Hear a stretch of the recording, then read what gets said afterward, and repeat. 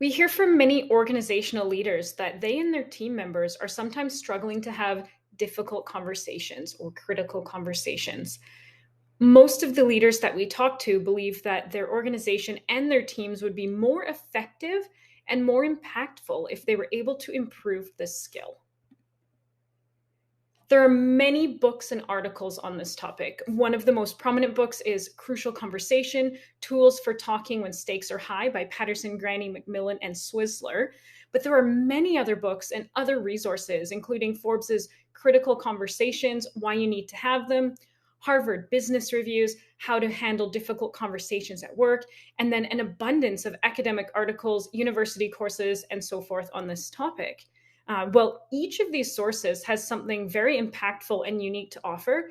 There are some fundamental aspects that span across all of these resources that are best practices for crucial, critical, and difficult conversations. And many of these also align with our perspectives and processes at SME Strategy. Let's start by defining what are crucial, critical, and difficult conversations. So for these conversations to be critical and or crucial, they typically involve multiple individuals, so two or more people that have different perspectives or different emotions around a specific issue. There is a clear need to address the issue, make a decision or change, and the stakes are high for potentially positive and negative outcomes. These crucial and critical conversations are often difficult to have because they're emotionally charged. One or more of the individuals may feel vulnerable, and there are potential risks in regards to desired outcomes. So, in both of our personal and professional lives, we often find these types of conversations maybe awkward, unpleasant, uncomfortable, or potentially even really stressful. As I mentioned, we see examples of these in personal and professional life, so I'll share some of these, and there are many, many others.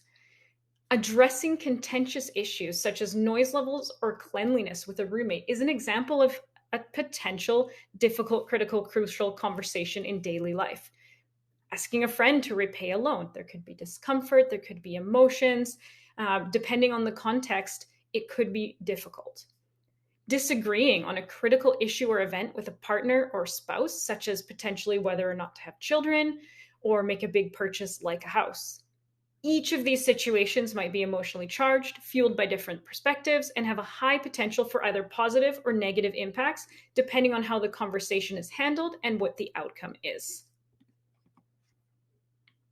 When we're looking at our professional life, again, there are many, many opportunities and types of difficult, critical, and crucial conversations. So, a few examples could be asking a boss for a raise or a promotion, disciplining an employee for poor performance, or demonstrating behaviors that go against core values or even regulations. Disagreements around systemic issues like organizational direction, having different perspectives around key project deliverables and milestones, potentially on a project team or a functional team. And then these issues may arise up, down, and across the organization. So this can impact and affect leaders and their staff. What are the risks of not working through this? Many organizations and leaders don't focus on this skill. So, what are the risks and impacts that we could face if we don't? Conversations might be avoided. We'll leave the issues to fester and then grow under this metaphorical rug without being resolved.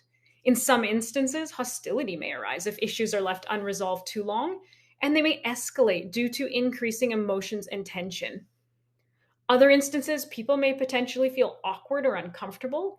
There is this unspoken elephant in the room, or people may become culturally conflict avoidant, which can result in a loss of engagement or even ultimately employee loss or things just not getting done and resolved.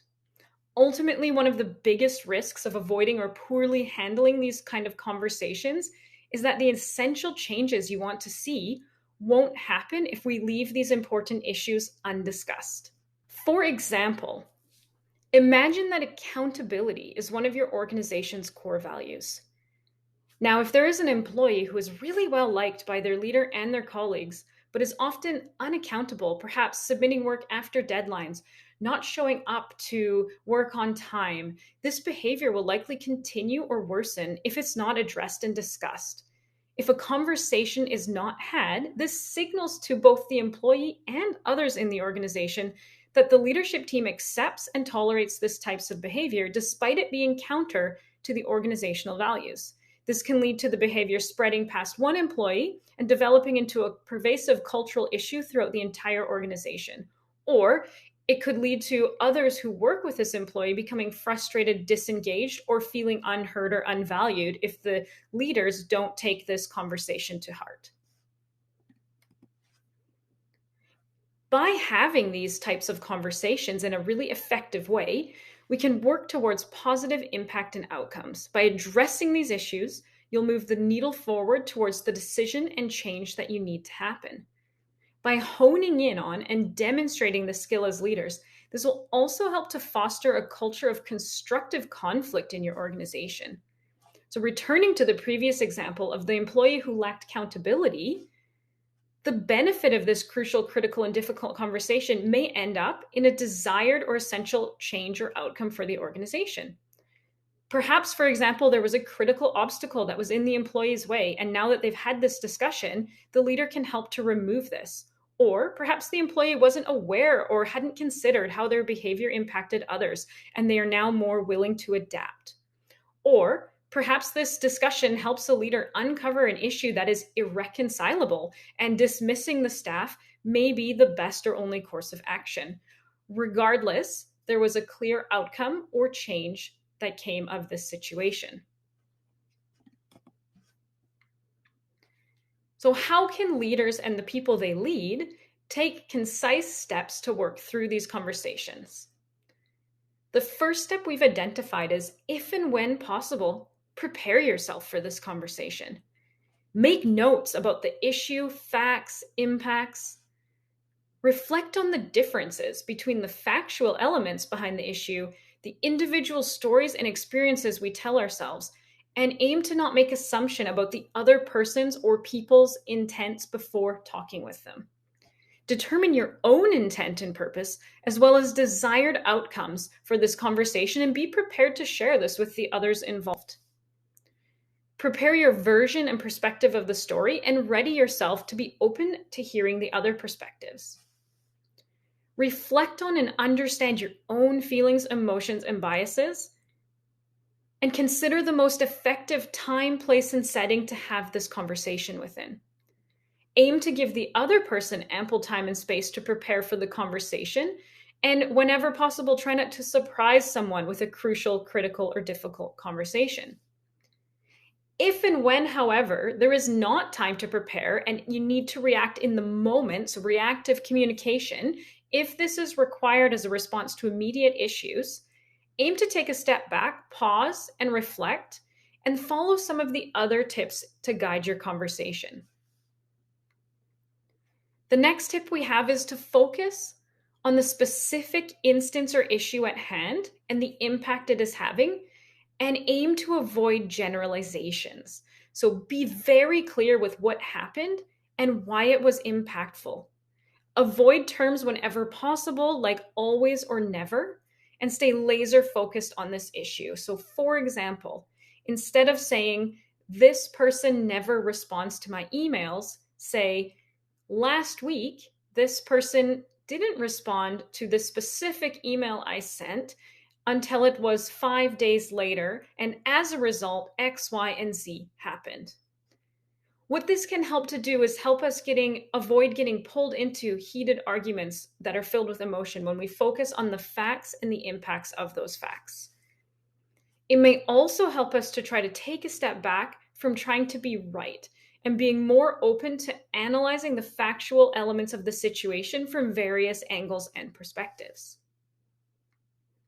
The next tip we have for you is to listen actively and carefully, and this can be easier said than done sometimes, especially when emotions are involved. Whenever possible, request to hear the other person's perspectives around what happened, even prior to sharing your own. Listen to hear their perspective and their desired purpose, goal, or outcome of the conversation as well. As you've shared your outcome and you've heard their outcome, see if you can find alignment around this shared perspective, shared purpose, and work towards these throughout your conversation. Aim to ask questions to better understand why this issue may have occurred in the first place. Is there a root cause that you can work through resolving as well? When you hear their perspective, consider paraphrasing this to make sure that you fully understand what they're saying before moving on to stating your own next point. Sometimes what we say and what is heard are not exactly the same, so it's really good to try to follow up with each other and make sure that we are both clear and being understood, and that we are hearing things clearly and understanding. Another tip we have is when sharing feedback or criticism, practice a balance between avoiding conversations and brutal honesty. So focus on being open, honest, and candid, but also considerate of the other person's feelings and perspectives. Another piece we have here is around language. Be mindful with word choices. Language is very important, and it is more than just semantics. So when looking back to our earlier example of the employee who had some issues with accountability, rather than saying something like, "You are being unreliable," consider saying, "Last week, you showed up to our meeting 20 minutes late, and this was the impact on my day and our colleagues' days. Can you please share your perspective around what happened?"